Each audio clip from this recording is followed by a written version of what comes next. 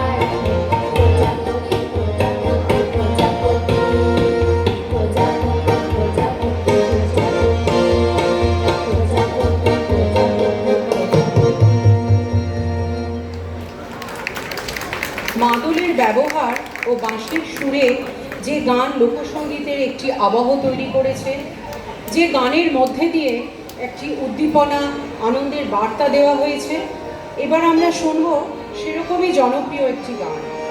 এই গানটি গণসঙ্গীতের একটি মাইল ফলক হিসেবেও বিবেচিত করা হয়, যা তৎকালীন সমাজের মানুষের মনে নতুন করে বাঁচার স্বপ্ন দেখিয়েছিল।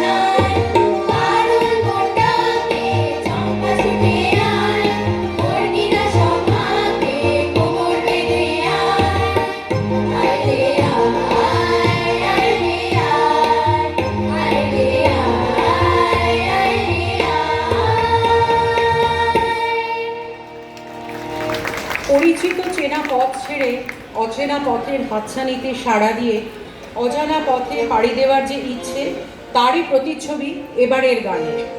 সলিল চৌধুরীর এই গানে ফুটে উঠেছে এক গভীর জীবনবোধ।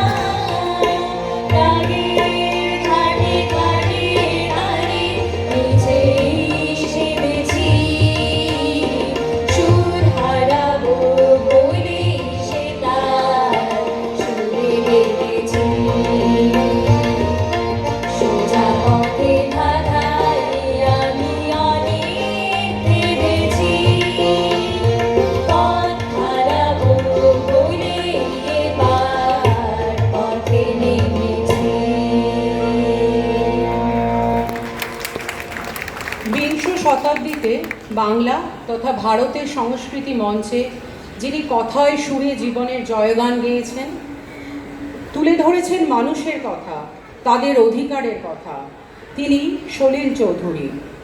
গণনাট্য সঙ্গীত তার অন্যতম উল্লেখযোগ্য সৃষ্টি। গানের মাধ্যমে রাজনৈতিক বার্তা জনগণের চেতনায় পৌঁছে দিতে জন্ম নিল এই গণসঙ্গীত, যে গানের মধ্যে দিয়ে প্রকাশ পেয়েছে গণমানুষের সংগ্রাম, আশা ও ভবিষ্যতের আলো।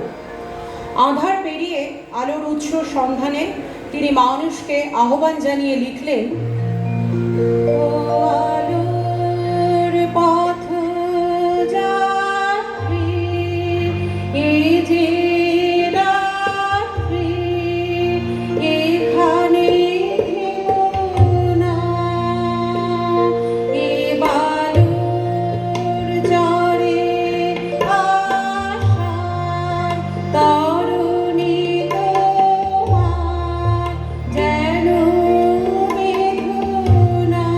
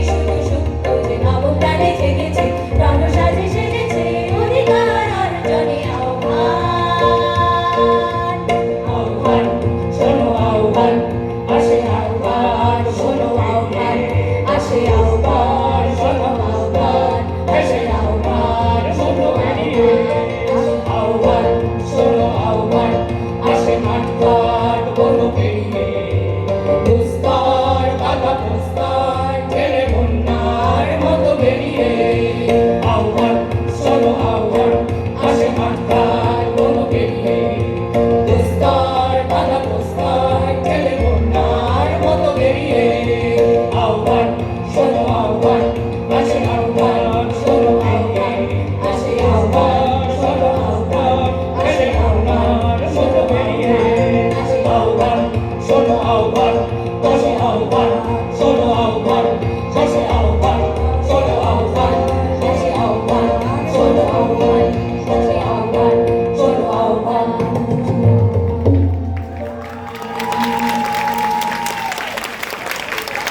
আমাদের আজকের এই সঙ্গীতানুষ্ঠানে অংশগ্রহণ করল রেয়াংশ, মোহনা, দেবাংশী, প্রিয়া, অনুষা। সিনথেসাইজারে ছিলেন সাগ্নিক মান্না, তবলায় ছিলেন মানস ভট্টাচার্য, ভাষ্যপাঠে আমি চিত্ররূপা।